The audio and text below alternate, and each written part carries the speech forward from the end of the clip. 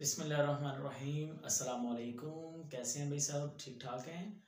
अच्छा जी, आज हम सेल की सबसे छोटी ऑर्गेनाली को डिस्कस करने वाले हैं। और सेल की छोटी ऑर्गेनाली जो स्मॉलेस्ट ऑर्गेनाली है उसका गेस व्हाट क्या नेम होगा? That is a ribosome.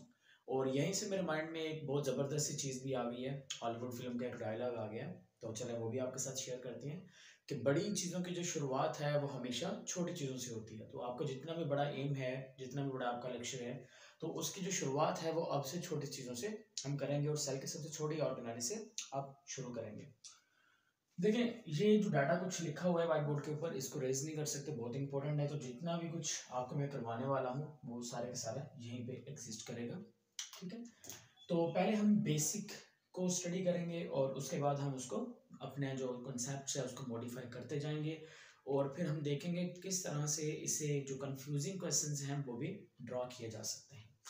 तो चलिए अभी स्टार्ट करते हैं, क्योंकि जाहिर सी बात है जिस मकसद के लिए हम सब यहाँ पर इकट्ठे हुए हैं तो वो मकसद पूरा करना भी बहुत ज़्यादा ज़रूरी है। सो टॉपिक है हमारे पास राइबोसोम। तो सबसे पहली जो चीज़ है वो माइंड में आनी चाहिए आपके कि राइबोसोम को राइबोसोम क्यों कहा गया। और ये जो नाम है, क्या ये उसी बंदे ने दिया जिसने इसको डिस्कवर किया, या फिर उसने इसको किसी और चीज़ का नेम दिया और उसके बाद जिसने नाम दिया वो फेमस हो गया। राइट, इन सारी चीज़ों को डिस्कस करते हैं। देखिए, अगर हम राइबोसोम की बात करें ना, तो राइबोसोम को जो डिस्कवर किया गया, कोई बहुत पुरानी डिस्कवरी नहीं है, इसको हाल ही में डिस्कवर किया गया 1955 के अंदर। तो 1955 के अंदर जॉर्ज पैलिडे नामी एक शख्स जिन्होंने इसको डिस्कवर किया, और इन्होंने इस इतने छोटे पार्टिकल्स को डिस्कवर कर लिया कि आप सिर्फ इस तरह से एज्यूम कर सकते हैं कि आपके हाथ में एक सुई है और कमरे में अंधेरा है, वो सुई आपसे गिर गई और आपने उस अंधेरे वाले कमरे में वहां पे सुई ढूंढ लिया। तो ये एक सिंपल मैं एग्जांपल दूं तो अगर मैं कंसीडर कर लेता हूं कि मेरे पास जो मेरा रूम है, this one is a cell. आप सब जानते हैं कि सेल जो है हम नेकेड आई से नहीं देख सकते, राइट। तो अगर आप कंसीडर करें, आप जिस कमरे में बैठे हैं या जिस हॉल में बैठे हैं वो एक सेल है, वो एक ह्यूमन सेल है। तो उस एक सेल में एक डॉट लगा देना, सिंपल। तो वो जो एक डॉट है, वो एक डॉट क्या है? That is the size of ribosome. तो यहां से आप इमेजिन कर लें कि जो राइबोसोम है उसका साइज कितना छोटा होगा और इस बंदे ने कितनी मेहनत के साथ, लगन के साथ काम किया, जिसके बाद इस बंदे को इतनी जबरदस्त अचीवमेंट मिली है लाइफ में। तो जॉर्ज पैलिडे ने 1955 के अंदर कुछ पार्टिकल्स स्टडी किए सेल के अंदर, और फाइनली इन्होंने राइबोसोमी नाम चीज को डिस्कवर कर लिया, ऑर्गेनेल को डिस्कवर कर लिया, लेकिन इन्होंने इसको राइबोसोम का नाम नहीं दिया। इन्होंने इसको नाम दिया, that was known as Palade particles का नाम दिया, बिकॉज ये बहुत छोटे थे साइज में। तो इन्होंने इसको क्या नाम दिया? This is one is known as Palade particles. उसके बाद एक और साइंटिस्ट जिनका नाम है रॉबर्ट्स। तो रॉबर्ट्स जो हैं उन्होंने बेसिकली 1960s के अंदर क्या किया? उन्होंने इस चीज को क्या नाम दे दिया? पैलिडे पार्टिकल्स को क्या नाम दे दिया? राइबोसोम का नाम दे दिया। सून आफ्टर दैट, उसके बाद जो रिच हैं उन्होंने 1963 के अंदर इस चीज को एक्सप्लेन किया कि जो राइबोसोम है वो बहुत ज्यादा इन्वॉल्व हैं सेल के अंदर। जितनी भी किस्म की प्रोटीन्स बन गई, that will be a secretary protein, vesicular proteins, या फिर मेम्ब्रेनियस प्रोटीन्स, या फिर आप ये करें lysosomal protein, mitochondrial protein, nucleus proteins, chloroplast protein, जितनी भी प्रोटीन्स बन रही है, ये सारी की सारी प्रोटीन्स जो हैं, ये इसको बनाने के पीछे जिसका हाथ है वो है राइबोसोम।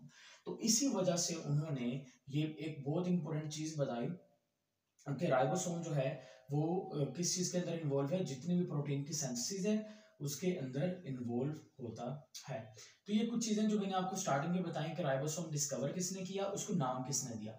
अब उसको नाम तो दिया रॉबर्ट्स ने। रॉबर्ट्स ने उसको नेम क्यों दिया, उसके रीजन भी आपको बता देते हैं। अगर हम राइबोसोम्स की बायोजेनेसिस को स्टडी करते हैं, व्हाट इज अ बायोजेनेसिस, कि राइबोसोम बनता कैसे है, तो राइबोसोम को आप स्टडी करें तो राइबोसोम का जो 50% पोर्शन है वो मिलके बनता है राइबोसोमल आरएनए की, यानी कि इसके अंदर जो राइबोन्यूक्लिक एसिड है, the ribonucleic acid is rich in quantity in these particles. The ribosomes are rich in quantities in the Pallidie particles. That's why the Pallidie particles are later known as a ribosome, and this name is more famous as compared to the Pallidie particles. बहुत कम लोग हैं जो इसको Pallidie particles के name से जानते हैं, mostly लोग इसको राइबोसोम के नाम से जानते हैं। उसकी रीज़न आप ये भी कह लें कि जो साइंटिस्ट हैं उनके बीच में आप ये कह लें कि देखिए कोई भी चीज़ फेमस होनी है ना, उसके लिए ज़रूरी ये है कि जो उसी फील्ड के लोग हैं वो उसको एक्सेप्ट करें। जैसे कि बिग बैंग थ्योरी है ना, बिग बैंग थ्योरी के साथ और भी बहुत सारी थ्योरीज हैं, लेकिन सबसे ज़्यादा एक्सेप्टेबल बिग बैंग है, क्योंकि जो बाकी जो साइंटिस्ट हैं वो भी इस थ्योरी को सपोर्ट करते हैं, एक्सेप्ट करते हैं। पहले डे पार्टिकल जिस बंदे ने देखे, ठीक है, इसमें बताया साइंटिस्ट को, साइंटिस्ट ने इसके बात का यकीन नहीं किया, बिकॉज उनके पास उन्होंने इस चीज़ को नहीं देखा था पहले। और इस बंदे ने जो इलेक्ट्रॉन माइक्रोस्कोप इस्तेमाल की वो बहुत हाईली मैग्नीफाइड जो थी, वो इलेक्ट्रॉन माइक्रोस्कोप जो थी इस बंदे ने इस्तेमाल की। अगर मैं आपसे ये पूछूं कि इलेक्ट्रॉन माइक्रोस्कोप जो है वो पहली बार कब बनी और इलेक्ट्रॉन माइक्रोस्कोप की डिस्कवरी किसकी डिस्कवरी के साथ कनेक्टेड है, तो आपका आंसर क्या होना चाहिए? हरी अब जल्दी से दिमाग घुमाइए और आंसर करिए। चले 1 2 3। आंसर यह है कि electron microscope is first time discovered in 1935 by the Ernst Ruska and the discovery of the electron microscope is always connected with the virus. और वायरस को डिस्कवर किसने किया था? स्टैनले ने डिस्कवर किया था। चलें, ये एक थोड़ा सा लिंक था, तो मैंने कहा चलें लिंक आपको जोड़ के देते हैं, because biology is total all about the knowledge. Okay, तो ये चीज़ आपको समझ आ गई कि जो साइंटिस्ट हैं उस टाइम के, उन्होंने इस चीज़ को एक्सेप्ट नहीं किया, लेकिन आफ्टर दैट जब जो रॉबर्ट्स ने ये नेम दे दिया कि इसको हमें राइबोसोम्स के नाम से पुकारना चाहिए। आप ये भी कंसीडर कर सकते हैं कि साइंटिस्ट के बीच में किस्म की जेलसी थी कि उनको पता था कि इतना इंपॉर्टेंट जो पार्टिकल्स है, अगर एक साइंटिस्ट के नेम से उसको अगर कर दिया गया तो वो बहुत ज़्यादा फेमस हो सकता है। सो दैट्स वाई उन्होंने इस चीज़ को ज़्यादा एक्सेप्ट नहीं किया उस टाइम। सो दैट्स वाई जो राइबोसोम्स की टर्मिनोलॉजी है वो बहुत ज़्यादा फेमस हो गई। चलिए, अब हम राइबोसोम की अगर हम बात करते हैं तो राइबोसोम्स की डिस्कवरी तो आपको पता चल ही गई है। तो राइबोसोम जो होते हैं, जैसा कि सभी लोग जानते हैं, एक बहुत ही बेसिक छोटे लेवल से बच्चों को पढ़ा दी जाती है चीज़ कि राइबोसोम जो है वो बहुत प्रोकैरियोटिक और जो यूकैरियोटिक सेल हैं दोनों के अंदर पाए जाते हैं। तो हम सबसे पहले बात कर लेते हैं प्रोकैरियोटिक सेल के बारे में। तो देखिए, प्रोकैरियोटिक सेल की अगर बात करें ना, तो प्रोकैरियोटिक सेल जो है वो प्रोकैरियोटिक सेल के अंदर राइबोसोम पाया जाता है, और हम उसको क्या नाम देते हैं? This one is known as a monosome. क्या नाम देते हैं? This one is known as a monosome का नाम देते हैं। और ये जो राइबोसोम होता है ये मोस्टली फ्रीली फॉर्म के अंदर एग्जिस्ट करता है। ये चीज आपने याद रखनी है। It is present in freely form in prokaryotic cell. और ये बनेगा कहाँ? ये साइटोप्लाज्म के अंदर ही बनेगा। काम भी कहाँ पे करेगा? साइटोप्लाज्म के अंदर ही काम करेगा। But in case of eukaryotic cell, अगर हम यूकैरियोटिक सेल की बात करते हैं तो यूकैरियोटिक सेल के अंदर आप इसको ये कह लेंगे, इसके लिए हम एक और टर्मिनोलॉजी भी इस्तेमाल करते हैं, that is known as a, हम इसको कहते हैं, this one is known as a polysome. Polysome का नाम देते हैं बिकॉज यहाँ पर बहुत सारे जो राइबोसोम्स होते हैं वो मिलकर काम कर रहे होते हैं, और यहाँ पर जो पॉइंट ऑफ ओरिजिन होता है बेटा वो न्यूक्लियस होता है, और जाहिर सी बात है उसके बाद काम इसने काम भी जाकर करना साइटोप्लाज्म। हम ये सारी चीज़ें डिटेल में डिस्कस करेंगे स्टेप बाय स्टेप कि किस तरह से न्यूक्लियस के अंदर बनते हैं, न्यूक्लियोलस के अंदर कैसे बनते हैं। लेकिन यहाँ पर एक चीज़ आपने पहले भी सीखी है, मैं कुछ चीज़ें जो प्रीवियसली आपने पढ़ी हुई हैं उनको रिवाइज करवा रहा हूँ कि जो प्रोकैरियोटिक सेल का राइबोसोम होता है वो 70 ईयर्स का होता है और यूकैरियोटिक का 80 ईयर्स का। अब बहुत सारे बच्चे ने इस चीज़ को लेकर बहुत कंफ्यूज रहते हैं कि प्रोकैरियोटिक सेल का जो राइबोसोम 70 ईयर्स का है और ये मिलके बनता है 2 सब यूनिट, इनमें से एक जो सब यूनिट है उसको अगर हम बात करें तो दैट इज अ 50 सब यूनिट, 50 है सब यूनिट, और दूसरा जो होता है दैट इज अ 30 है सब यूनिट। और इन दोनों को अगर हम मिलाएं तो मिलाने के बाद क्या बनता है? ये तो भाई 80 ईयर्स बनता है, लेकिन यहाँ पर तो 70 ईयर्स की बात हो रही है, तो फिर ये असल में है क्या? ये तो कैलकुलेशन ही गलत होगी। तो चले मैं आपको ज़रा सिंपल वे में बताता हूँ। देखें, अगर तो क्लास छोटी क्लास के बच्चे हों तो मैं उनको एक बहुत सिंपल से एग्जांपल देता रहता हूँ, लेकिन जो लोग यहाँ पे आप कह लेंगे हायर क्लासेस के बच्चे हैं तो उनके लिए उनको ओरिजिनल कॉन्सेप्ट्स बताते हैं, और वैसे जो कॉन्सेप्ट्स बच्चों को दिया जाता है या छोटे बच्चों को देना है समझाने के लिए, तो वो आप इस तरह से दे सकते हैं कि सपोज डैट ये मेरे पास एक मार्कर है। अब इस मार्कर का एक छोटा यूनिट ये है, ये इस मार्कर का बड़ा यूनिट है। जब ये देखिए ये दोनों सब यूनिट्स मिल रहे हैं तो मार्कर का जो बड़ा मार्कर जो साइड है उसका ये वाला जो हिस्सा है ये छोटे सब यूनिट के साथ जाके अंदर वाली साइड पर फिक्स हो रहा है। दैट्स वाई इन दोनों को मिलने से जो बड़ा यूनिट बन रहा है वो असल में साइज में क्या हो रहा है? छोटा हो रहा है। समझ आ गई बात? तो अगर छोटे बच्चे हैं क्लास 9 के या उससे नीचे वाले क्लासेस के, तो उनको हम ये कॉन्सेप्ट बता सकते हैं, या फिर अगर कोई बच्चा एडवांस्ड है उसको ओरिजिनल कॉन्सेप्ट बताते हैं।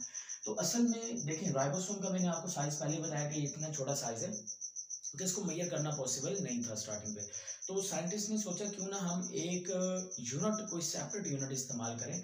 तो एक और साइंटिस्ट जिसका नाम है स्वेडबर्ग, तो जो स्वेडबर्ग हैं उन्होंने एक यूनिट, उन्होंने इस प्रॉब्लम का सलूशन दिया, और उन्होंने एक स्ट्रैटेजी दी, एक टेक्निक दी, एक कॉन्सेप्ट दिया कि किस तरह से हम इसको मेजर कर सकते हैं, और हम उस यूनिट को नाम देते हैं स्वेडबर्ग यूनिट। अब स्वेडबर्ग यूनिट भाई क्या कहते हैं कि ये राइबोसोम के ये एसिड्स क्या चीज़ है ये समझ लेते हैं। तो इन्होंने क्या किया, बहुत सिंपल अल्फाज में आपको समझाते हैं कि सेल लिए, ठीक है जी, यानी कि बॉडी के कुछ टिश्यूज लिए, टिश्यूज लेने के बाद उसको क्या कर लिया, उसको सलरी में चेंज कर लिया, सलरी कहते हैं चितनी के अंदर, ठीक है। अब जब उन्होंने इसको सलरी बना ली, उसकी सलरी बनाने के बाद उन्होंने यानी कि जो सेल्स हैं वो एक दूसरे से अलग हो गए, सेल जब अलग हो गए तो वो इन्होंने क्या किया कि उसको टेस्ट ट्यूब में ले लिया। अब जब उन्होंने इसको टेस्ट ट्यूब में ले लिया, टेस्ट ट्यूब में लेने के बाद इसको सेल फ्रैक्शनेशन टेक्निक करवाई गई, ठीक है। तो सेल फ्रैक्शनेशन टेक्निक, ये भी कभी आपने सुनी होगी, what is cell fractionation technique. तो इस चीज़ को हम अभी थोड़ी देर के लिए देखते हैं, और लेकिन इसके ज़्यादा इम्पोर्टेंट जो टेक्निक हमने यहाँ पर यूज़ करनी है डेट इज़ आप कह लें कि सेल फ्रैक्शनेशन टेक्निक या फिर अल्ट्रा सेंट्रीफ्यूगेशन टेक्निक, ठीक है, that is ultra centrifugation technique. अब what is the technique ultra centrifugation technique? देखिए, अगर हम अल्ट्रा सेंट्रीफ्यूगेशन की बात कर लेते हैं तो यहाँ पे देखिए सेंट्रीफ्यूग लफ्ज आ रहा है, और जो बच्चे फिजिक्स को अच्छे से अंडरस्टैंड करते हैं तो उन्होंने दो फोर्सेस लाजिम पढ़ी होंगी, centripetal force and centrifugal force. Centripetal force जो किसी भी चीज़ को सेंटर की तरफ, जिसकी डायरेक्शन सेंटर की तरफ होगी, और सेंट्रीफ्यूगल फोर्स जिसकी डायरेक्शन ऑपोजिट रहेगी, बाहर की जानिब, जो किसी भी पार्टिकल को बाहर निकालती है। तो इन्होंने क्या किया कि जो सेल्स हैं, सेल को लेके यहाँ पर डाल दिया भाई टेस्ट ट्यूब के अंदर, और टेस्ट ट्यूब के अंदर डालने के बाद इन्होंने इसको एक मशीन के अंदर बहुत ही स्पीड से घुमाया, ठीक है। मशीन के अंदर क्या किया है, इसको स्वेडबर्ग यूनिट क्या है वो समझाने की कोशिश कर रहा हूँ। तो इन्होंने मशीन के अंदर इस टेस्ट ट्यूब को तकरीबन 50,000 आप कह लें कि रोटेशंस करवाएं इन 1 सेकंड, 1 सेकंड के अंदर इतनी ज्यादा स्पीड से उस टेस्ट ट्यूब को घुमाया उस मशीन के अंदर। जब इन्होंने इतनी स्पीड से उसको घुमाया तो जाहिर सी बात है सेंट्रीफ्यूगल फोर्स के लगने की वजह से, सेंट्रीफ्यूगल फोर्स के लगने की वजह से जो राइबोसोम है, देखिए इन्होंने क्या किया, इन्होंने किसको स्टडी करना है, राइबोसोम को स्टडी करना है। तो दोबारा से मैकेनिज्म देखें, सेल लिए, पहले सेल को सेपरेट किया, सेल को सेपरेट करने के बाद सेल फ्रैक्शनेशन टेक्निक यूज की, सेल फ्रैक्शनेशन टेक्निक यूज करने के बाद ऑर्गेनेल्स को अलग किया, ऑर्गेनेल्स को अलग करने के बाद उनमें से एक ऑर्गेनेल निकाली, उस ऑर्गेनेल का नाम क्या था, राइबोसोम। राइबोसोम को लेके गए और उसको किस टेक्निक में जाकर डाल दिया, अल्ट्रा सेंट्रीफ्यूगेशन टेक्निक में, और वो उस मशीन में डाल दिया जो कि रोटेशन करवाती है 50,000 इन 1 सेकंड, इतनी स्पीड से। अब क्या हुआ, इन्होंने देखा कि वो जो राइबोसोम्स हैं, राइबोसोम्स जो हैं वो राइबोसोम्स एक दूसरे से सेपरेट हो गए हैं। अब राइबोसोम का देखिए कोई भी चीज़ है ना, जो भारी चीज़ें जाहिर सी बात है वो पहली बाहर निकलेगी। जो राइबोसोम का बड़ा यूनिट था, व्हाट इज स्वेडबर्ग यूनिट, बताते हैं ये क्या है। स्वेडबर्ग यूनिट वो यूनिट है जो कि हम इस्तेमाल करते हैं कि कौन सा पार्टिकल पहले अलग हुआ है, कौन सा पार्टिकल बाहर आया है।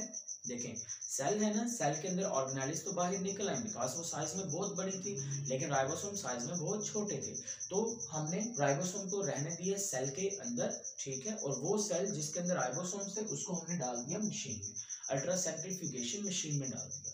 अब जब उसने मशीन में उसको घुमाया तो हमने ऑब्जर्व किया कि सेल में से राइबोसोम का जो हिस्सा पहले बाहर आ रहा है, जो हिस्सा सेल में से बाहर आ रहा है, और उसके बाहर आने के बाद उसको वो बॉटम जो है उस टेस्ट ट्यूब के बॉटम में बैठने के लिए जितना टाइम लग रहा है, उस टाइम को हमने नाम दिया कि स्वेडबर्ग यूनिट। और स्वेडबर्ग यूनिट जो है ये असल में 10⁻⁻13 सेकेंड्स टाइम है। ये क्या है, ये असल में टाइम है। द टाइम ये वो वक्त है जब एक राइबोसोम का यूनिट सेल से बाहर निकल के टेस्ट ट्यूब के पेंदे में बैठता है। तो राइबोसोम का वो हिस्सा जो भारी था, जो बड़ा था, वो सेल से बाहर पहले निकला और पहले जल्दी जाके बॉटम पे बैठ गया, और उसको जितना टाइम लगा फिर उसके हिसाब से हमने ये एस का नाम दे दिया। तो यहाँ पर 50S का जो मतलब है वो उसके साइज की बात नहीं की जा रही। यहाँ पर 50S का मतलब ये है कि राइबोसोम का वो हिस्सा है, राइबोसोम जो कि राइबोन्यूक्लिक एसिड है, ये राइबोसोम का वो हिस्सा है जो बाहर निकला, जो राइबोसोम से जो सेल से बाहर निकला राइबोसोम से अलग होके, और बाहर निकलने के बाद जब वो कहाँ पर बैठा, पेंदे में जाकर बैठा, ठीक है। तो पेंदे बाहर निकलने के बाद उसको पेंदे में जाके बॉटम में जाकर बैठने पे जितना टाइम लगा, that is known as a Svedberg unit. तो होप सो आपको समझ आ गई होगी कि यहाँ पर 50S का मतलब उसका साइज नहीं है, यहाँ पर 50S का मतलब ये होता है कि भाई उसको कितना टाइम लगा है। 50S means that how much time is required to comes out from the cell and settle down at the bottom of the test tube. So this one is known as, तो 50s का मतलब जो बड़ा unit था वो पहले आ गया, और 30s का मतलब ये वो टाइम था जो छोटे यूनिट को चाहिए था बाहर निकलकर सेटल डाउन होने के लिए। तो हमें कभी भी इस चीज को ऐड नहीं करना। अगर आप राइबोसोम पढ़ा रहे हो या समझ रहे हो तो आपको कभी भी नहीं कहना कि ये जो यूनिट्स हैं, देखें ये उसके यूनिट्स हैं, लेकिन ये उसका आप ये कह लें कि ये यूनिट्स हमें इतना यही बताते हैं कि कितना टाइम उस चीज को लगा। खैर राइबोसोम की अगर हम साइज की बात करें, अब हम साइज की बात करें, अभी यूनिट्स की बात हो रही थी। देखें बायोलॉजी या फिर आप ये कह लें कि with the passage of time हर चीज बदलती जा रही है, तो साइंटिस्ट ने इसका साइज भी निकाल लिया। तो इसका जो साइज है वो 150 आर्मस्ट्रॉन्ग से लेकर 230 आर्मस्ट्रॉन्ग है इसका साइज, यानी कि बहुत ही छोटा इसका आप कह लें कि साइज होता है राइबोसोम का। ठीक है, तो अभी हमने क्या क्या देखा, राइबोसोम नाम तो दिया गया, फिर हमने देखा डिस्कवरी कैसे हुई, इंपॉर्टेंट क्यों बन गया।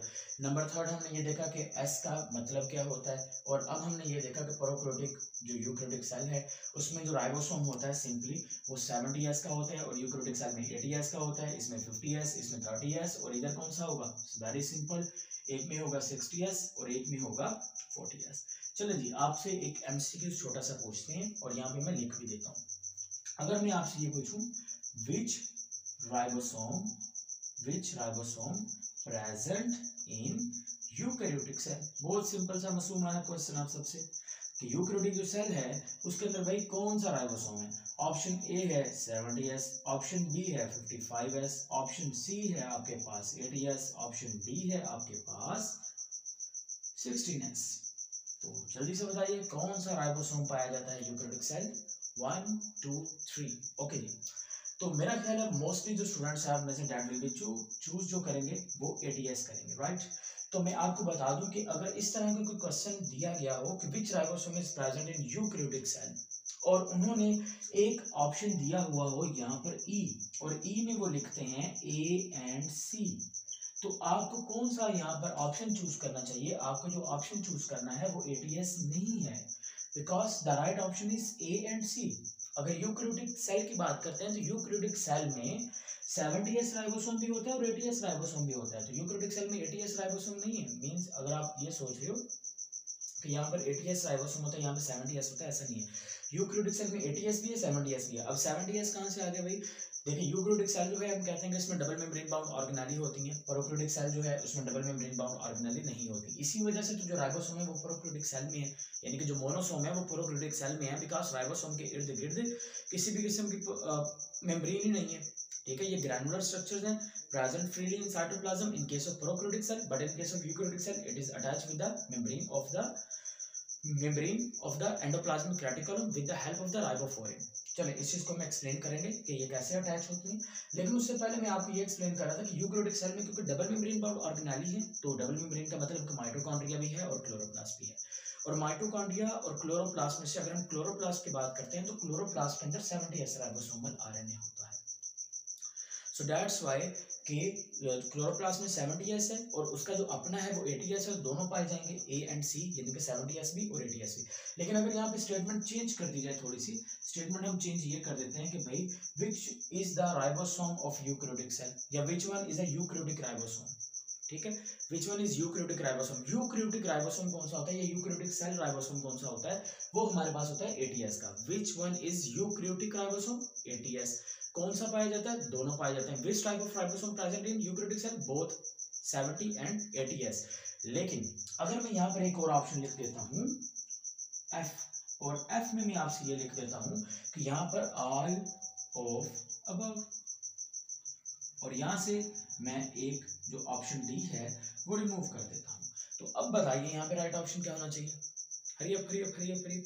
तो क्या होना चाहिए राइट ऑप्शन, क्या अभी भी ये राइट ऑप्शन ठीक है या ऑल ऑफ अबव ठीक है। तो अभी भी कुछ लोग जो होंगे वो देखेंगे कि ऑल ऑफ अबव सर ने लिख दिया है, तो मैं इसका मतलब ऑल ऑफ अबव सही होगा। तो राइट, वो बच्चे जो सोच रहे हैं उनको मुबारक हो, ऑल ऑफ अबव यहाँ पे बिल्कुल ठीक है। क्यों, अब यहाँ पे 50s राइबोसोमल आरएनए भी है भाई। अगर यूकैरियोटिक सेल की बात करेंगे तो यूकैरियोटिक सेल का जो माइटोकॉन्ड्रिया है उसमें 50s राइबोसोमल आरएनए है। So it's means that 70s भी मौजूद है, 55s भी मौजूद है, 70s भी मौजूद है, तो यहाँ पर ए एंड सी नहीं, ऑल ऑफ अबव सारे सही हैं। समझ आ गई बात, यहाँ पर सारे ठीक है। लेकिन अगर क्लोरोप्लास्ट की बात करें कि क्लोरोप्लास्ट में कौन सा है, देन देखिए स्टेटमेंट्स घुमाना ऐसे बाएं हाथ का खेल है, बल्कि मैंने दायां दिखा दिया आपको। चलेगा तो यहाँ पर एक इंपॉर्टेंट चीज ये है कि अगर मैं आपसे इस तरह से कहता हूँ विच is the eukaryotic which ribosome of eukaryotic cell which ribosome is present in eukaryotic cell organelle named as chloroplast. देखिए which ribosome in eukaryotic cell which ribosome present in eukaryotic cell named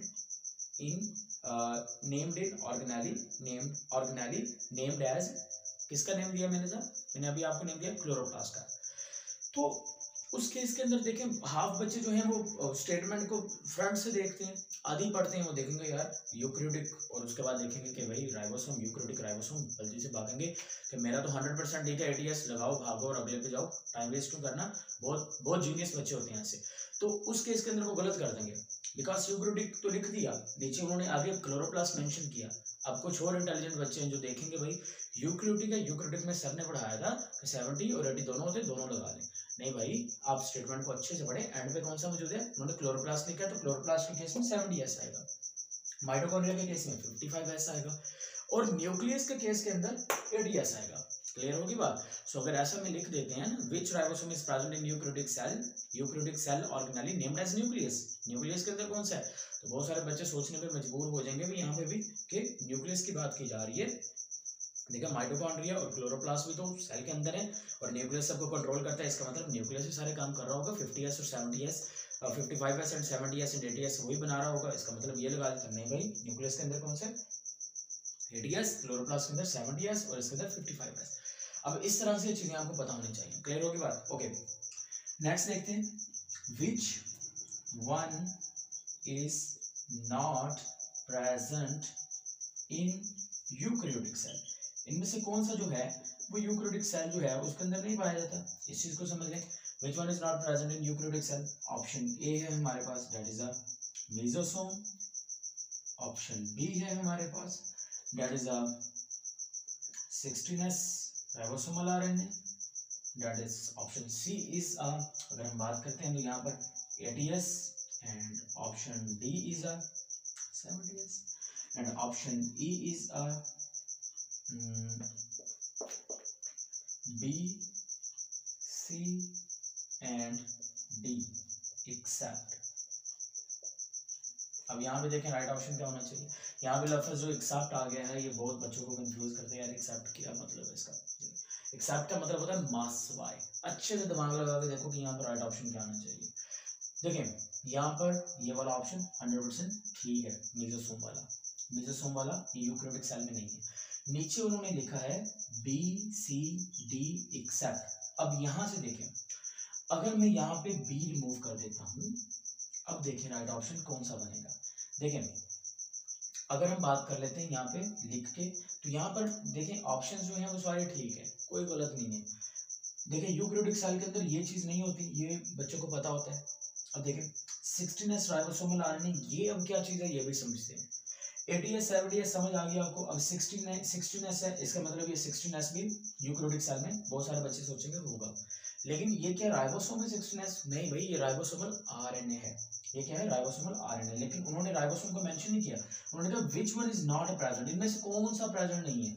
16s ribosomal RNA मौजूद है, 80s ribosomal RNA मौजूद होता है, 80s ribosome मौजूद होता है, 70s ribosome मौजूद होता है। अब देखिए यहाँ पर उन्होंने लिखा है कि राइट ऑप्शन जो है वो ये है कि सी डी एक्सेप्ट।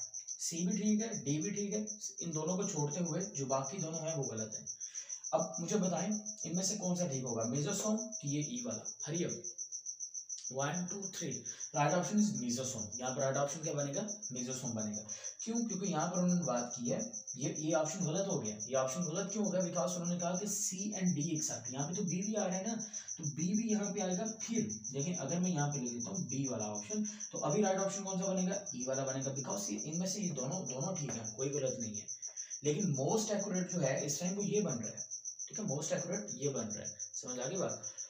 अगर देखें मैं एक आपको सिंपल सी स्पीच बताता हूँ, आपकी डिबेट चल रही है किसी के साथ, तो कुछ 3-4 लोग खड़े हैं वहाँ पे, ठीक है, तो आपने वहाँ पे डिबेट चल रही है एक चीज़ को लेके, आपने खुद को साबित करना है, उन्होंने खुद को साबित करना है, तो किस तरह से आप सामने वाले को कन्विंस करेंगे। देखें अगर आप खुद को सच्चा साबित करने की कोशिश करेंगे या किसी भी चीज़ को विन करने के लिए खुद एविडेंसेस पेश करेंगे तो सामने वाली पार्टी के पास 100% 70% चांसेस हैं कि वो उसको गलत साबित कर सकता है। तो बेहतर ये है कि आप खुद को सच्चा साबित करने की बजाय उसको झूठा साबित कर दें, है कि नहीं? उसको झूठा साबित कर दें, ये आपके लिए बेनिफिट पॉइंट है। आप मुझे खुद बताएं कौन सी चीज़ बेहतर है, खुद को साबित करना कि दूसरे को गलत साबित करना? दूसरे को गलत साबित करना ज़्यादा इंपॉर्टेंट है एज कम्पेयर टू यू, क्योंकि जब आपने दूसरे को गलत साबित कर दिया तो पीछे ऑप्शन कोई नहीं बचेगा, ऑप्शन कोई नहीं बचेगा, फिर आप ही सच्चे हैं। समझ आई बात? इसी तरह से यहाँ पे देखिए कि मीजोसोम, अब यहाँ पे हमने इन सबको गलत साबित कर दिया, सो दैट्स व्हाई यहाँ पे राइट ऑप्शन क्या बनेगा? राइट ऑप्शन ये बनेगा, राइट ऑप्शन ये बनेगा, ठीक है ना? क्योंकि ये ऑप्शन जो है ये इन सब के बारे में बता रहा है, ये सारी चीजों को कवर कर रहा है, ये सिर्फ एक को कवर कर रहा है। समझ आ गई बात? सो दैट्स व्हाई इस चीज को समझाने का बेसिक मकसद ये था। अब एक मैं आपको बताता हूँ एक चीज, उसके बाद हम इसी तरह के कुछ और क्वेश्चंस भी देखते हैं। देखें, अगर हम राइबोसोम के बारे में बात करें तो राइबोसोम के बारे में बहुत सारे लोग जानते हैं, छोटी क्लासों से पढ़ा देते हैं। तो भाई राइबोसोम का जो काम है वो क्या है? प्रोटीन सिंथेसिस, और मैंने स्टार्टिंग पे लिखा भी था, जल्दी से याद करके बताओ क्या नाम था उसका? रिच 1962। ओके, अब राइबोसोम का काम क्या है जी? Protein synthesis, point number 1। अभी मैं थोड़ा बेसिक बता रहा हूँ, फिर मैं एक ऑप्शन समझाऊंगा, फिर उसके बाद मैं डिटेल्स में लेके जाऊंगा। नंबर 2, राइबोसोम की बायोजेनेसिस की बात करते हैं तो राइबोसोम जो है वो बनता कहाँ पर है? तो ये हमारे पास आ गया एक सेल, और ये आ गया सेल का न्यूक्लियस, और सेल के न्यूक्लियस के अंदर एक डार्क रीजन होता है जिसको हम नाम कर देते हैं, this one is known as a nucleolus. दोबारा से बता दें, this one is known as a nucleolus. तो न्यूक्लियोलस जो है ये एक रीजन का नाम है, ये किसी ऑर्गेनल का नाम नहीं है। ये भी याद रखना कि ये मैंने जो बना दिया ना इस तरह से करके, ये मेम्ब्रेन नहीं है। Nucleolus is a membraneless reason.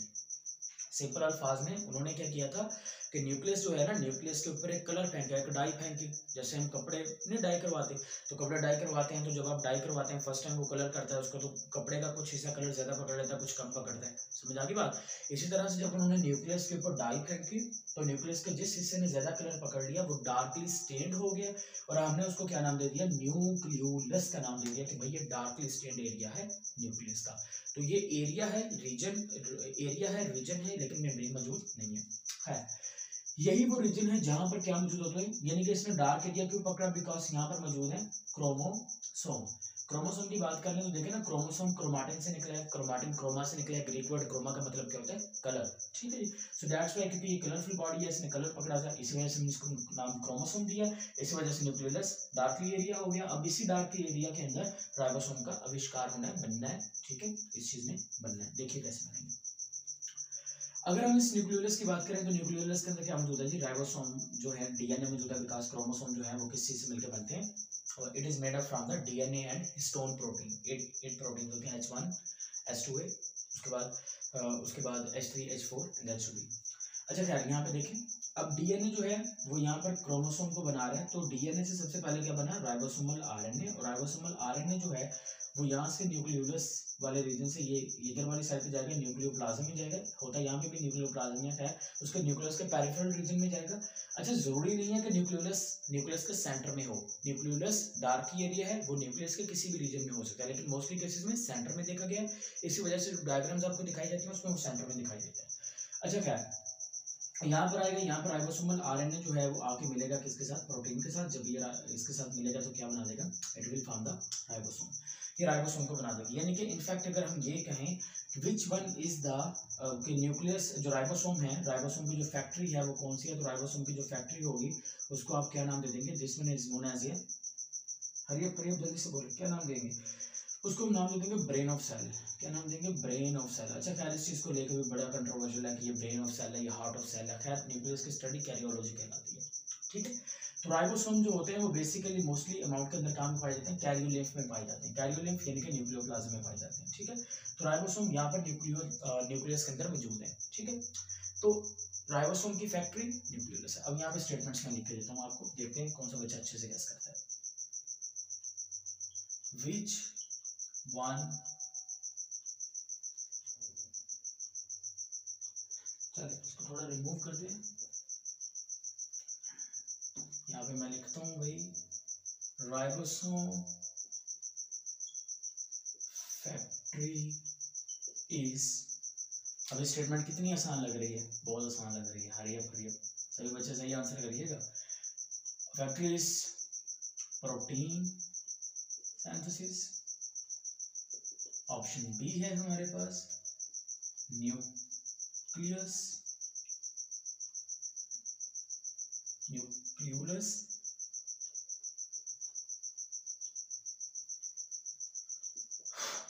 Option C है हमारे पास, हम दोनों भी लगा सकते हैं। ऑप्शन डी है हमारे पास ऑर्गेनल विदिन ऑर्गेनल। चलें जी, देखते हैं कौन सा सही बच्चा ऑप्शन देगा राइट ऑप्शन। 1 2 3 and magic. कुछ बच्चे चूज करेंगे ribosome factory is protein synthesis, protein factory है भाई।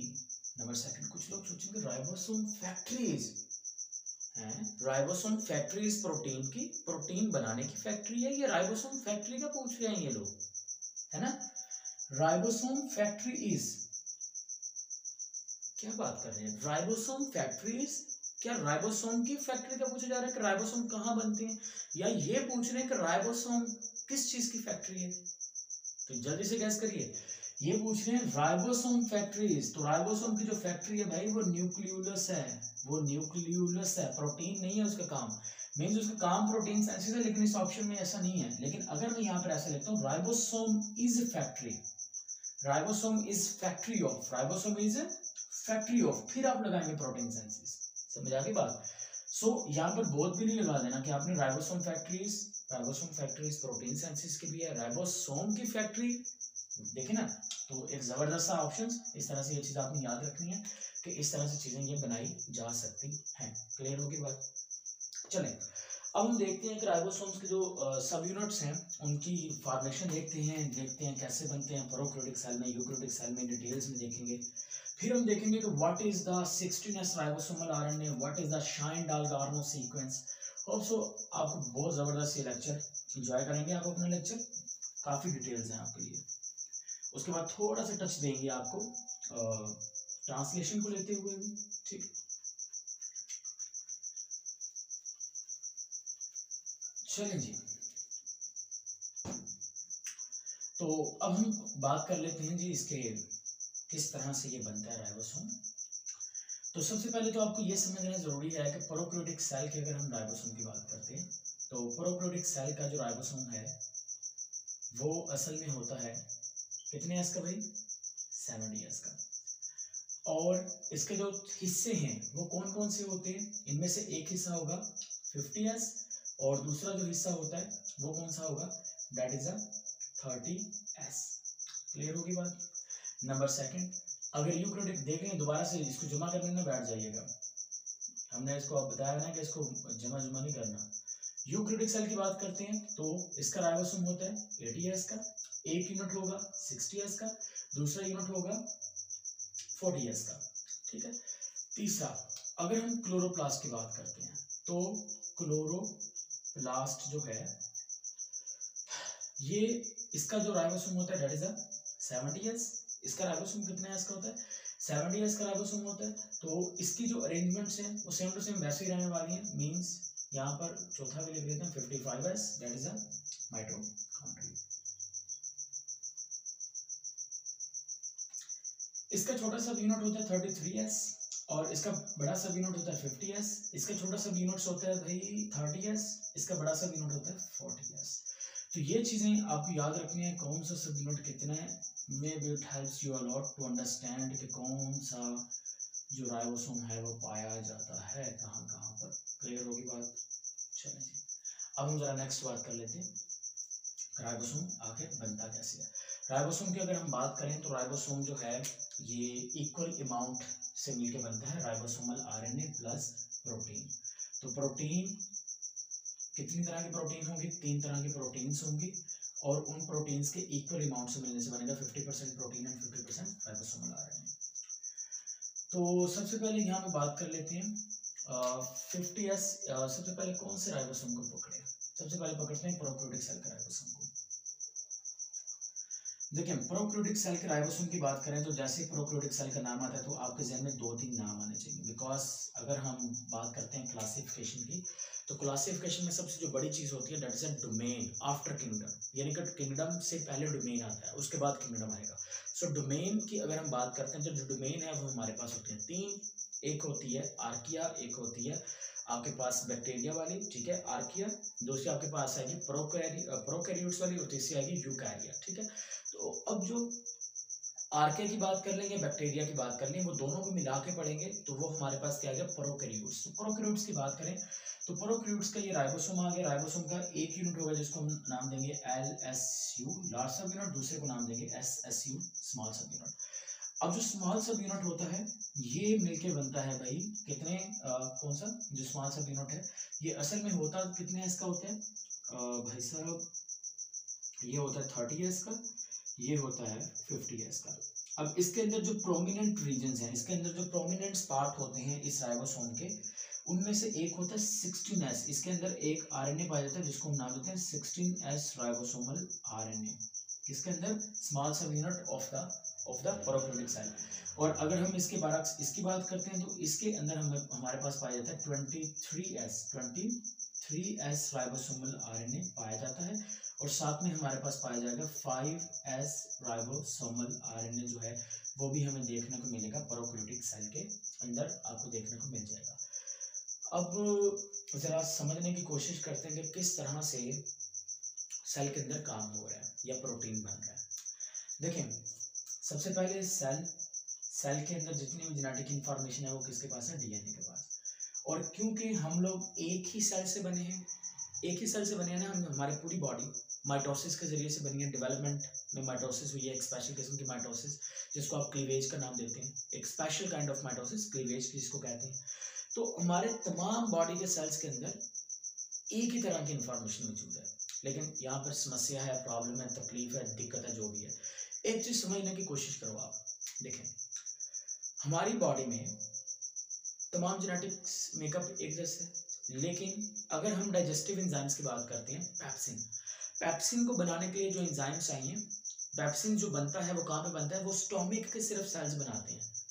हालांकि बॉडी के तमाम सेल्स के अंदर इंफॉर्मेशन है पेप्सिन को बनाने की, लेकिन बनाएगा कौन, बनाएगा सिर्फ स्टोमिक। अब स्टोमिक ही क्यों बनाता है, बिकॉज उसके पास उसको डीकोड करने के लिए इंफॉर्मेशन है, वो उस इंफॉर्मेशन को, पेप्सिन को बनाने की इंफॉर्मेशन को डीकोड कर सकता है हमारे सिर्फ स्टोमिक के सेल्स, बाकी रीजन्स नहीं कर सकते। सो दैट्स व्हाई वही बनाता है। तो सबसे पहली चीज डीएनए से आरएनए का बनना। अब डीएनए से आरएनए जब बनेगा तो हम इसको क्या नाम देते हैं, this one is known as a transcription का नाम देते हैं। और आरएनए से जब प्रोटीन बन जाती है, जब आरएनए की न्यूक्लियोटाइड की जो सीक्वेंस है उसको ट्रांसलेट कर दिया जाता है अमाइनो एसिड के सीक्वेंस के अंदर, तो हम उसको क्या नाम देते हैं, ट्रांसलेशन का नाम देते हैं। अब ट्रांसक्रिप्शन और ट्रांसलेशन को मिला के पढ़ेंगे तो हम इसको क्या नाम देंगे, सेंट्रल डॉग्मा का नाम देंगे या जीन एक्सप्रेशन का नाम देते हैं, ठीक है जी। तो हमारे जो बेसिक पर्पस ऑफ अंडरस्टैंडिंग है दैट इज अ ट्रांसलेशन को समझना है हमें थोड़ा सा। अगर हम यहाँ पे बात करते हैं तो हमने कहा कि डीएनए से भाई ये आ गया हमारे पास डीएनए, और डीएनए का एक छोटा सा सेगमेंट हमने ले लिया आगे, दैट इज अ आरएनए, ये आ गया हमारे पास RNA.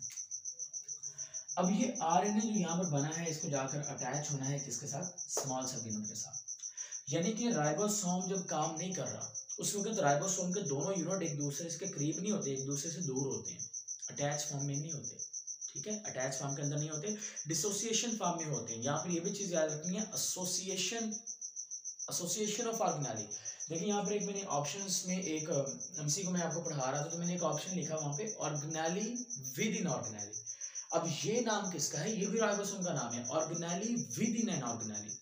Organelle with in an organelle का मतलब कि राइबोसोम जो है वो देखिए क्लोरोप्लास्ट के अंदर पाया जा रहा है, तो ऑर्गेनेली भी है, राइबोसोम खुद भी ऑर्गेनेली है लेकिन ऑर्गेनेली के अंदर भी पाया जाता है, समझ आ गई ना बात। सो दैट्स व्हाई हम इसको क्या नाम देते हैं, organelle with in an organelle.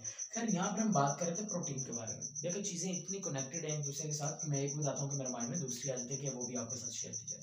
खैर यहाँ पे देखें प्रोटीन्स की बात हो रही है, तो मैंने कहा कि राइबोसोम जो है वो मैसेंजर आरएनए बन चुका है, देखें मैसेंजर आरएनए बन चुका है और इस मैसेंजर आरएनए को किसके पास जाना है, राइबोसोम के पास जाना है, ताकि किस चीज की निर्माण हो सके, प्रोटीन बन सके, प्रोटीन की फॉर्मेशन हो सके। अब वो कैसे होगी उस चीज को समझना है। देखें मैंने कहा कि राइबोसोम के दोनों यूनिट्स एक दूसरे के करीब नहीं होते बल्कि दूर होते हैं जब वो काम नहीं कर रहे होते। लेकिन जैसे ये मैसेंजर आरएनए आएगा, ये मैसेंजर आरएनए सबसे पहले आके अटैच होगा किस यूनिट के साथ, स्मॉल सब यूनिट के साथ। किसके साथ, स्मॉल सब यूनिट के साथ। अब ये स्मॉल जो सब यूनिट के साथ जाकर अटैच होगा, इस अटैचमेंट को जो चीज कंट्रोल करेगी that is the concentration of magnesium ion and salt bridges. जो साल्ट ब्रिज बनेंगे ना, फास्फेट, खैर ये बहुत लंबा टॉपिक है, इसको एक्सप्लेन नहीं करूंगा मैं यहाँ पर।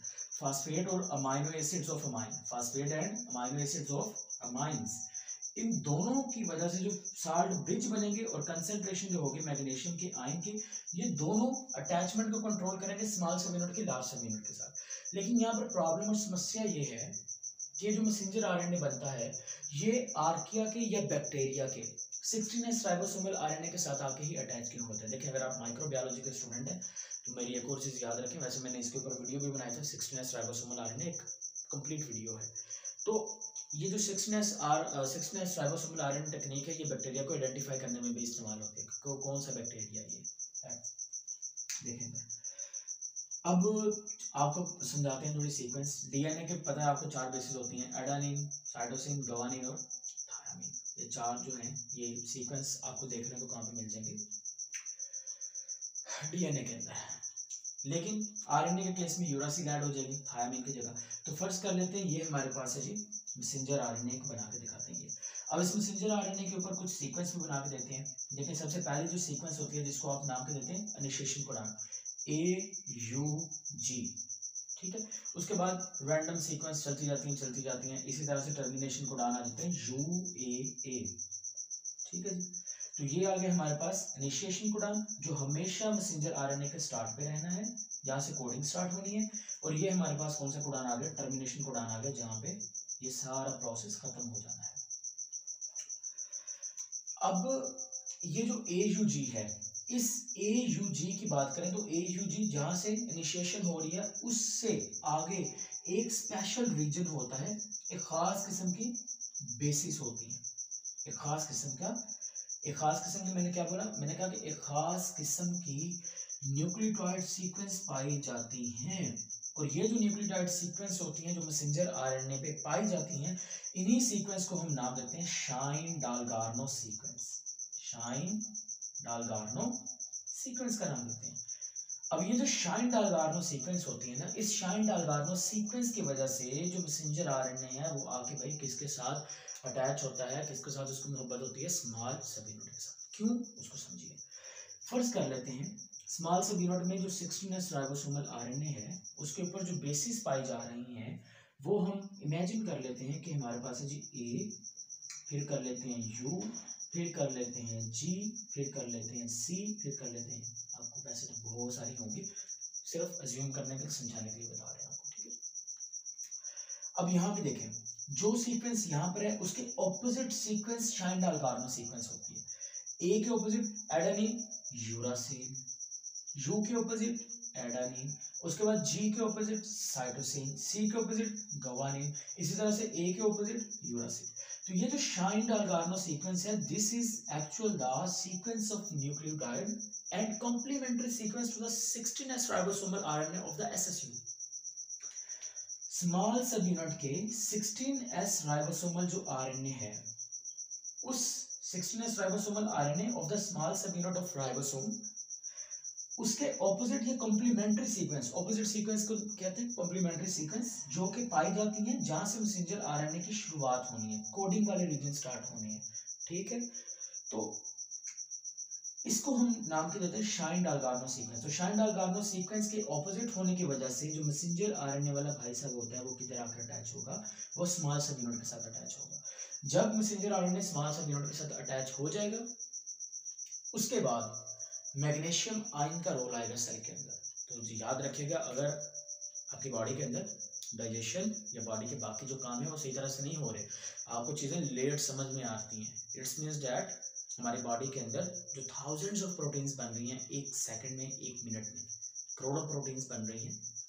जैसे कि थायरॉक्सिन मेटाबॉलिज्म मेंटेन कर रही है, स्टोमिक के एंजाइम्स पूरी बॉडी में ग्लाइकोलाइसिस कर लेते हैं, पूरे सेल, हर बॉडी के हर सेल में हो रहा है।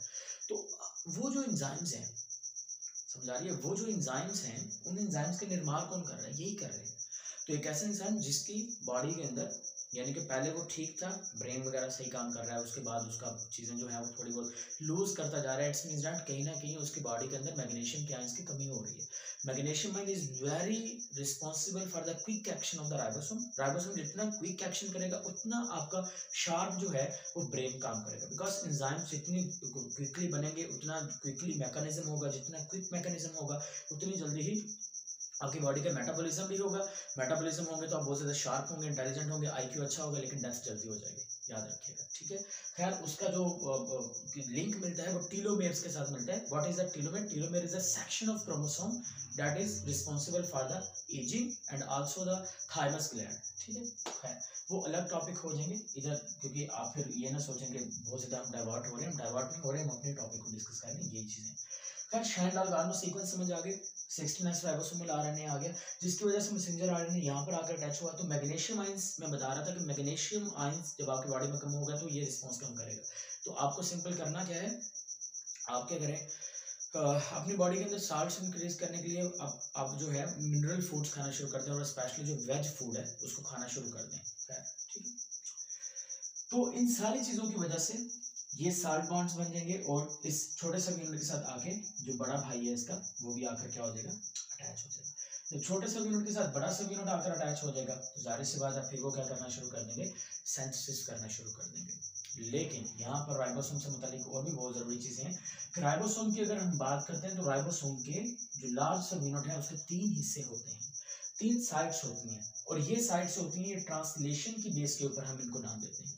पहली जो साइट होती है उसको हम डोनर साइट का नाम देते हैं, this one is known as a donor site, या फिर हम इसको ए साइट भी कहते हैं, ए साइट या फिर D site, donor site. Number second that is a peptide site, peptide site. और तीसरी ई साइट, ई साइट। तो यहां पर दो चीजें, what is association, association process किस ऑर्गेनेली में होता है, राइबोसोम में, ठीक है, क्योंकि दोनों दूर थे ना, तो जब मिलेंगे तो वो एसोसिएशन मैकेनिज्म आ गया। तो खैर यहाँ पे देखें, डोनर साइट, ए साइट या डी साइट, यहाँ पे क्या होगा, जो शाइन-डाल-गार्नो सीक्वेंस होती है या मैसेंजर आरएनए ने जिस जगह पर आकर अटैच होना है, तो वो राइबोसोम की हर जगह पे आकर नहीं अटैच हो रहा है, तो वो सिर्फ इस रीजन पे जाकर अटैच होगा, जिसको हम नाम कर देंगे A site and D site. A site and D site पर अटैच होगा जो स्टार्टिंग वाली सीक्वेंस है। नंबर सेकंड, जो कोडिंग वाली सीक्वेंस होती है, AUG वाली जो सीक्वेंस होती है, वो कहाँ पे जाकर अटैच होंगी, that will be attached to the large sub unit LSU के पेप्टाइड साइट पर जाकर अटैच होंगी, ठीक है। और अगर आपसे ये पूछ लिया जाए कि राइबोसोम के किस हिस्से में ग्रूव पाया जाता है, राइबोसोम के अगर ग्रूव की बात करें तो राइबोसोम के यही वो हिस्सा होता है, यानी कि पी साइट होती है जहाँ पे ग्रूव पाया जाता है। ग्रूव का फंक्शन क्या होता है वो भी समझिए। देखिए, जो पेप्टाइड साइट होती है, पेप्टाइड साइट पर क्या होता है, आपने कहना है कि जो पेप्टाइड साइट होती है, पेप्टाइड साइट पे जाकर, पेप्टाइड साइट वो साइट होती है जो कि रीड करती है और ट्रांसलेट करती है। यानी कि अगर सिंपल अल्फाज में मैसेंजर आरएनए की हम बात कर लें, खैर इसको थोड़ा रेस करना पड़ेगा, चीजें काफी हैं। अगर हम मैसेंजर आरएनए की बात कर लेते हैं तो मैसेंजर आरएनए भाई आ चुकी है, हमारा काम भी आ गया। तो ये कुछ आपको इस तरह से देखने को मिल जाएगा। यहाँ पर सीक्वेंस होती है, देखें यहाँ पर मैंने कहा मैसेंजर आरएनए पे सीक्वेंस आ गई AUG, ठीक है, यहाँ पर आ गई, यानी कि ये जो है ये मैसेंजर आरएनए यहाँ पर आ गया AUG, ठीक है। अब ट्रांसफर आरएनए के ऊपर सीक्वेंस इसके ऑपोजिट होंगी, तो A के ऑपोजिट U, उसके बाद AC, तो UAC सीक्वेंस होगी ट्रांसफर आरएनए के ऊपर, और इस ट्रांसफर आरएनए के ऊपर साथ में अटैच होगा यहाँ पर एक अमाइनो एसिड जिसका नाम होगा मैथ्रोनिन। तो ये जो मैथ्रोनिन वाला ट्रांसफर आरएनए है, मैथ्यूलिन वाला ट्रांसफर आरएनए है, इस ट्रांसफर आरएनए को कहाँ पर आकर अटैच होना है, पी साइड पर अटैच होना है, जहाँ पर बॉन्ड बनेंगे, जहाँ पर पेप्टाइड बॉन्ड्स ने बनने हैं। तो अमाइनो एसिड जो हैं वो यहाँ पर एक दूसरे के साथ अटैच होते जा रहे हैं, ठीक है। ये जो पी साइड है, इस पी साइड पर ये ग्रूव है, यहाँ पर एक अमाइनो एसिड आया, फिर अगली सीक्वेंस पड़ी, उस सीक्वेंस के ऑपोजिट सीक्वेंस ट्रांसफर आरएनए के साथ ही, और ट्रांसफर आरएनए के ऊपर एक और अमाइनो एसिड मौजूद था, फिर वो एक और आ गया, फिर एक और आ गया, फिर एक और आ गया, इस तरह से ये बनते गए। और ये जब अमाइनो एसिड्स अटैच हो रहे होंगे, देखिए प्रोटीन्स बनने के बाद बाहर निकलेंगे, पहले नहीं निकलेंगे। अगर प्रोटीन्स पहले निकल जाएगी तो डिस्ट्रॉय हो सकती है, क्योंकि बहुत सारे एंजाइम्स जो हैं वो साइटोप्लाज्म के अंदर मौजूद है, बहुत सारे एंजाइम्स जो हैं वो न्यूक्लियस के अंदर मौजूद है, क्लोरोप्लास्ट में मौजूद है, माइटोकॉन्ड्रिया में मौजूद है, तो वो उसको डिस्ट्रॉय कर सकते हैं। तो इस प्रोटीन के जो फोल्डिंग्स हैं वो होना बहुत जरूरी है। प्रोटीन के स्ट्रक्चर्स हैं primary, secondary, tertiary and quaternary. तो ऐसा नहीं होता कि जो हीमोग्लोबिन है जिसके अंदर क्वाटरनरी स्ट्रक्चर पाया जाता है उसके अंदर प्राइमरी स्ट्रक्चर नहीं होता, नहीं, उसके अंदर पहले प्राइमरी स्ट्रक्चर ही बनता है, उसके बाद वो सेकेंडरी, टर्शियरी और क्वाटरनरी में चेंज होता है on the basis of the formation of the bonding की वजह से वो चेंज हो जाते हैं। तो इसका मतलब ये हुआ कि प्रोटीन्स पहले बनेगी मुकम्मल तौर पर बनने के बाद वो उसको जोन सी भी आप कह लें कि शेप में आना है, फाइब्रस है, ग्लोबुलर है, उसका क्वाटरनरी स्ट्रक्चर या टर्शियरी स्ट्रक्चर है, वो स्ट्रक्चर बनेगा, बनने तक जो प्रोटीन है वो कहाँ पे रहेगी, इस ग्रूव में रहेगी जो कि पी साइड पर है, और उसके बाद वो वहां से बाहर निकल जाएगी, और बाहर निकलने के बाद कहाँ पर आ जाएगी, साइटोप्लाज्म के अंदर आ जाएगी, और वहां पे वो काम करना शुरू कर देगी। समझ आ गई बात? तो इस तरह से। और जो ई साइड होती है, ई साइड पर आप कह लें कि एग्जिट साइट होती है, जो ट्रांसफर आरएनए जो पी साइड पर अटैच हुआ था वो ई साइड पर लेफ्ट कर जाएगा जाके। और यहाँ पर एक बड़ी इंपॉर्टेंट चीज मुझे याद आ रही है कि जो राइबोसोम है, मैंने यहाँ पर पढ़ाते वक्त आपको स्टार्टिंग में बताया था कि पॉलीसोम्स की फॉर्म के अंदर पाए जाते हैं। अब ये पॉलीसोम्स की फॉर्म के अंदर क्यों पाए जाते हैं, that is the biggest question, ये बहुत इंपॉर्टेंट क्वेश्चन है। खैर ट्रांसलेशन वाली अलग चीज है, अभी हमारी बायोजेनेसिस भी पढ़ी है हमने, एक छोटी सी चीज उठाई थी और उसको कहाँ से कहाँ पहुंच गए देखे, कोई बात नहीं, जहाँ भटके वहां पहुंचना तो हमारा पहुंचना हमने एक ही जगह पर, वो क्या है, नॉलेज एंड कॉन्सेप्ट, तो यही हमारी मंजिल है, ठीक है जी। चले खैर हम बात कर रहे थे किस चीज के बारे में, हाँ राइबोसोम्स के बारे में। तो मैं बेसिकली आपको बता रहा था कि जो राइबोसोम है वो बना वहां पे, उसके बाद वो एग्जिट कर गया, ठीक है। तो बेसिकली हम यहाँ पर अगर बात करें राइबोसोम्स के बारे में, तो राइबोसोम्स के ट्रांसलेशंस को लेके ना बहुत सारी चीजें जो हैं वो माइंड में चलती रहती हैं। तो राइबोसोम्स की जो ट्रांसलेशन होती है वो असल में पॉलीसोम्स की फॉर्म में होती है, पॉलीसोम्स, वाई पॉलीसोम्स की, है ना।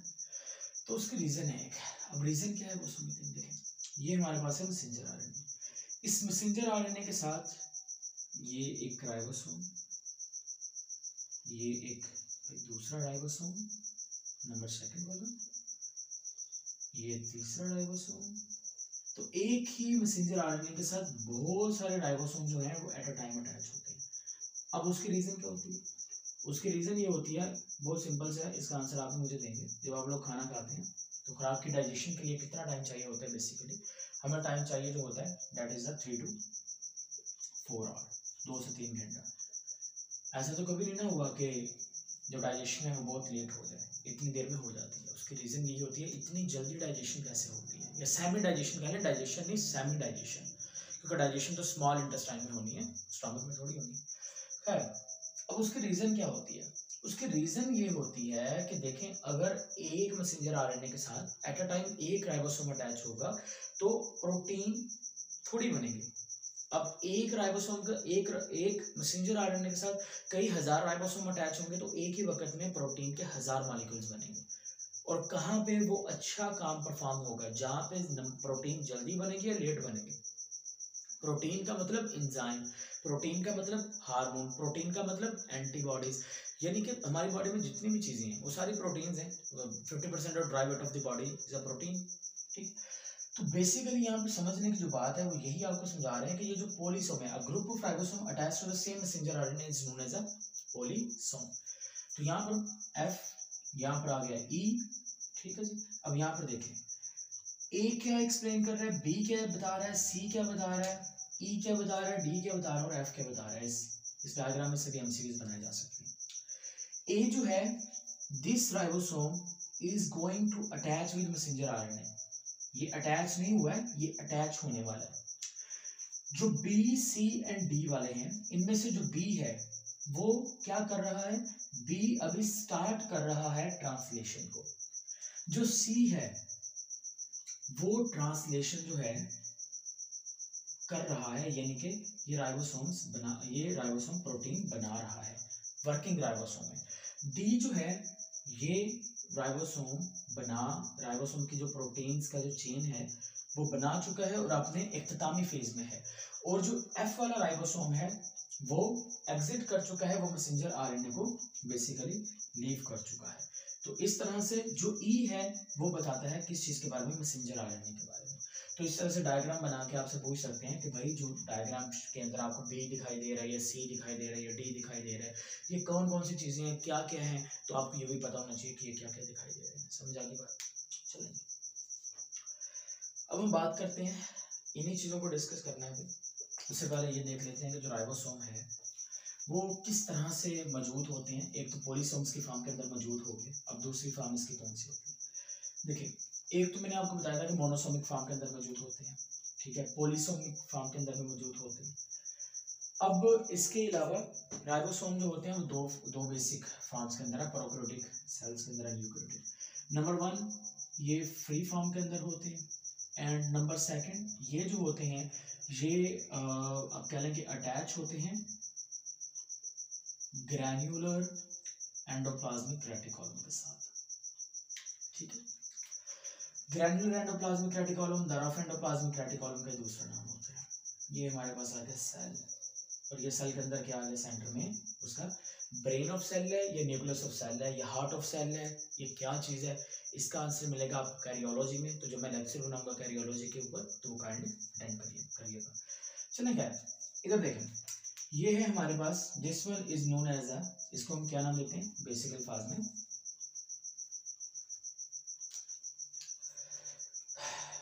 इसको आप नाम देते हैं karyotheca. This one is known as a karyotheca या न्यूक्लियर मेम्ब्रेन, ठीक है जी। अब इस न्यूक्लियर मेम्ब्रेन के साथ अटैच होती है वॉल या membrane of the endoplasmic reticulum, and it is separate throughout the cell, और ये सेल के पूरे हिस्से में फैला होता है। यहाँ पर इधर वाली साइड पर मौजूद होते हैं हमारे पास एक स्पेशल किस्म के pores, these pores are known as a nuclear pores.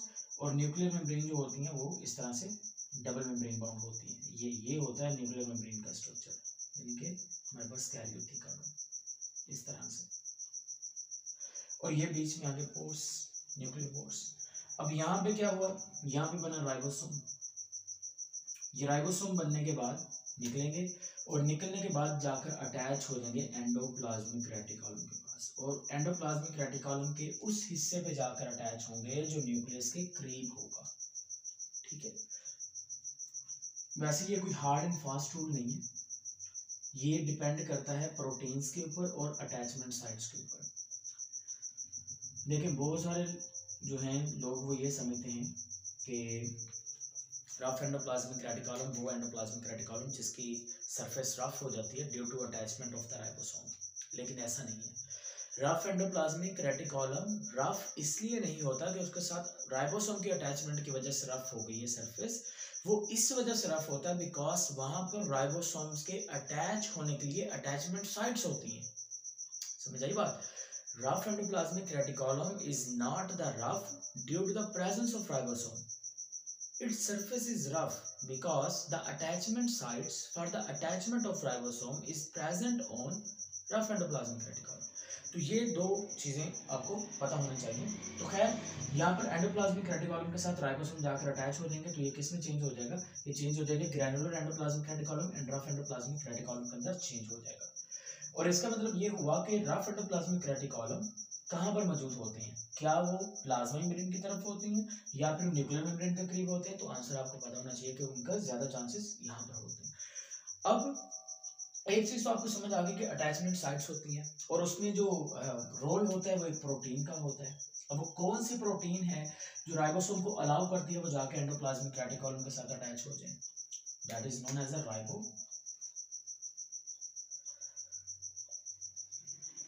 riboforin protein.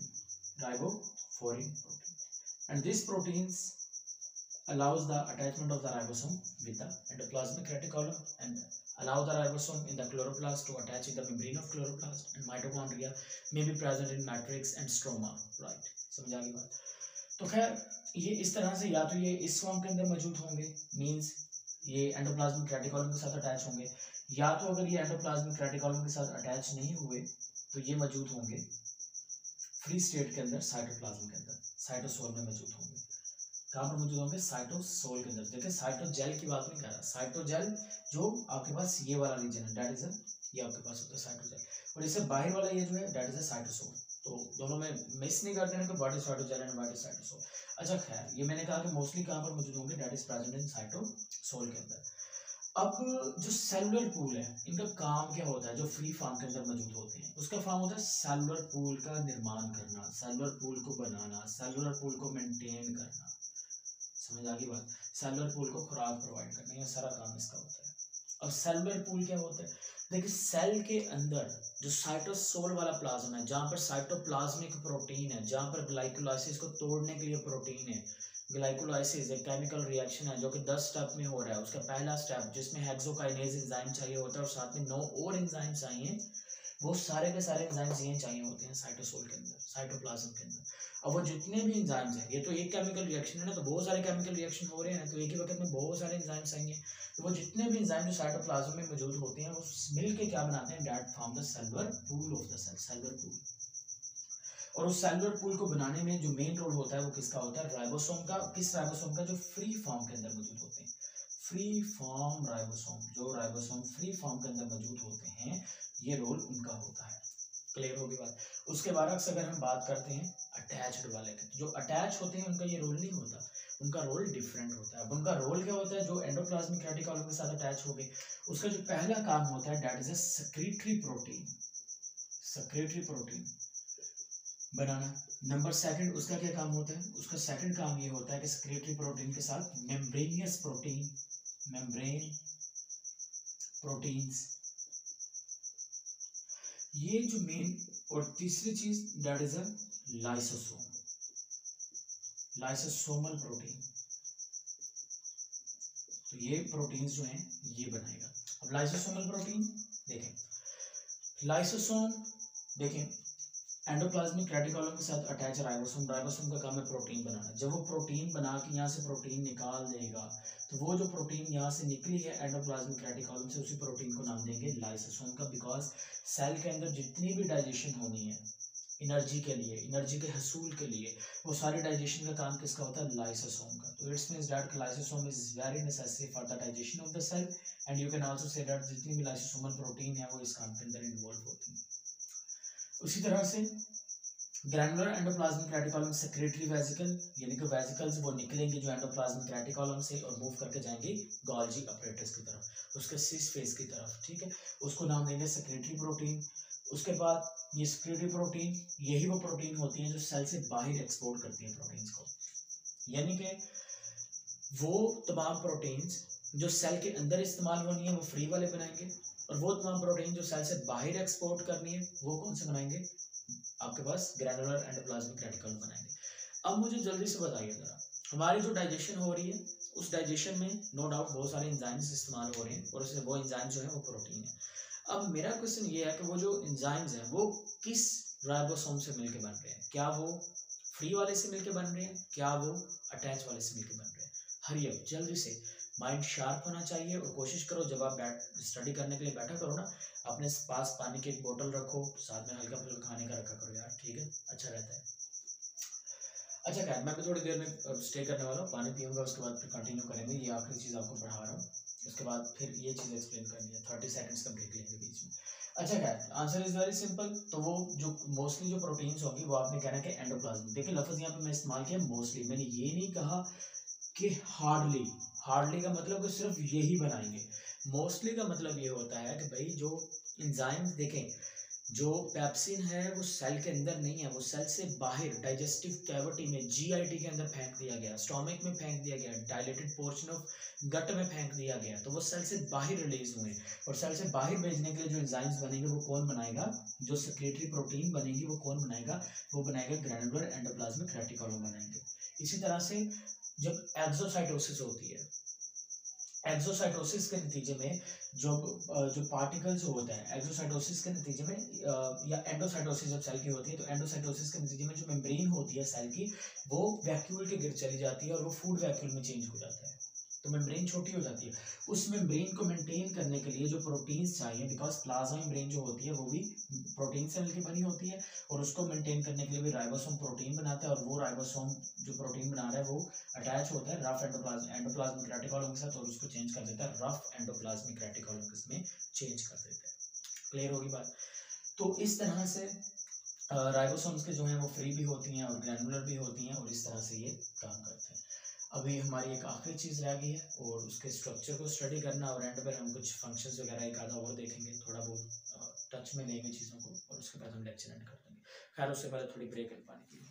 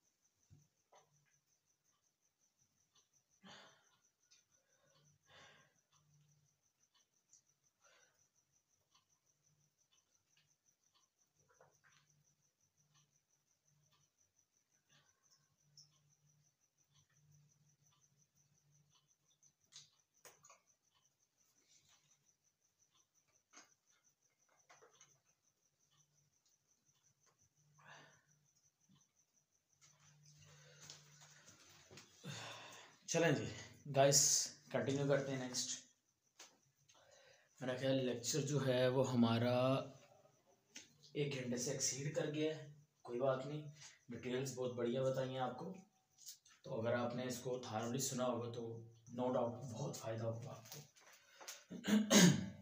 Because आप किसी भी कॉम्पिटिटिव एग्ज़ाम की प्रिपरेशन कर रहे हैं ना, तो मेरे ख्याल से ये वीडियो जो है बहुत ही वैल्यूएबल है आपके लिए, क्योंकि हर तरह की इंफॉर्मेशन स्टार्टिंग से लेके एंड तक मेरा ख्याल मैंने शेयर किया आपके साथ। अच्छा खैर, इधर देखें, हम लोग बात कर रहे थे बेसिकली राइबोसोम के यूनिट्स के बारे में। अब हम देखते हैं कि वो किस तरह से उनका निर्माण होगा, बनेंगे। देखें, तो मैंने कुछ बनाया था इस तरह से, मैंने कहा कि ये 70s है। इस 70s के अंदर एक होगा 23s, ये 70s टोटल था, ठीक है। तो जो LSU था that is the 50s and SSU of the 30s। 23s, 5s और that is the 16s ribosomal RNA। अब यहाँ पर ये जो 23s और 5s है, ये कैसे बनते हैं, ये देखें। ये है जी हमारे पास 23s राइबोसोमल RNA, जो कि मिलके बनता है 2900 बेस से, ठीक है। उसके बाद ये हमारे पास मौजूद है 5s, जो कि मिलके बना है 120 बेस से। ये नीचे मौजूद है हमारे पास 16s, जो कि मिलके बना है 1540 बेस से, ठीक है। तो बेसिकली पहले हम देखते हैं लार्ज सब यूनिट की फॉर्मेशन। लार्ज सब यूनिट कैसे बना, फिर हम देखेंगे स्मॉल सब यूनिट जो है उसकी फॉर्मेशन जो है वो कैसे हुई है। अब लार्ज सब यूनिट पहले बना लें। लार्ज सब यूनिट में 2900 बेस पेयर वाला कौन सा हिस्सा 23s और 120 बेस पेयर वाला 5s, ये मिला है प्रोटीन्स के साथ। और प्रोटीन्स कौन सी थी L1, L2 एंड L3। इनको नाम दिया गया है, इसके बारे में ज़्यादा जानकारी नहीं है, सो इसी वजह से उन्हें इतना पता है साइंटिस्ट को कि 3 डिफरेंट टाइप्स के प्रोटीन्स बड़ा यूनिट बना रही हैं और उसके बेस पर उन्हें नाम दे दिया कि क्योंकि लार्ज सब यूनिट है तो नाम दे दिया L1, L2 एंड L3। फिर यहाँ पर ये बन गया हमारे पास एक बड़ा सब यूनिट इस तरह से। नीचे वाली साइड पर 15s 40 जो हैं ये बना रही हैं 16s राइबोसोमल आरएनए के अंदर 1540 बेसिस होती हैं। फिर उसके बाद यहाँ पर 3 प्रोटीन्स हैं S1, S2 एंड S3 और ये मिलके बना रही हैं छोटे सब यूनिट को। फिर उसके बाद जैसे ही मैसेंजर आरएनए आकर अटैच हुआ शांडल-गार्नो सीक्वेंस की मदद से, ये दोनों जो हैं इनके अंदर कौन सा प्रोसेस हुआ एसोसिएशन प्रोसेस हुआ और एसोसिएशन प्रोसेस के नतीजे में ये दोनों एक दूसरे के साथ अटैच हो गए। आफ्टर दैट जब इन्होंने अपना काम कर दिया, काम करने के बाद ये टूट गए और टूटने के बाद डिसोसिएशन प्रोसेस इनके अंदर हो गया और डिसोसिएशन प्रोसेस की वजह से ये एक दूसरे से क्या हो गए सेपरेट हो गए। तो इस तरह से एसोसिएशन एंड डिसोसिएशन जो है ये राइबोसोम से कनेक्टेड रहते हैं प्रोसेस। अब हम बात करते हैं यूकैरियोटिक सेल के। यूकैरियोटिक सेल के अगर हम राइबोसोम की बात करते हैं तो यूकैरियोटिक सेल के राइबोसोम के भी 2 हिस्से हैं, large sub unit and small sub unit. अब यहाँ पर देखें जो बड़ा सब यूनिट है वो होता है 60s का और छोटा होता है 40s का। अब इसकी अरेंजमेंट्स वगैरह देख लेते हैं कि किस तरह से। इसमें एक जो यूनिट पाया जाता है डेट इज 28s, एक पाया जाएगा 5s, एक पाया जाएगा नीचे वाली साइड पर 18s, एक पाया जाएगा डेट इज 5.5s। तो ये कुछ पार्ट्स जो हैं ये आपको याद रखने हैं कि these are present in the eukaryotic cell. ये यूकैरियोटिक सेल के जो राइबोसोमल आरएनए हैं ये वो होते हैं 5s, 5.5s, 28s, यहाँ पर कौन सा था 23s, 5s, यहाँ पर 5s भी है, 23 की जगह पर 28 आ गया और एडिशनल 5.5s आ गया।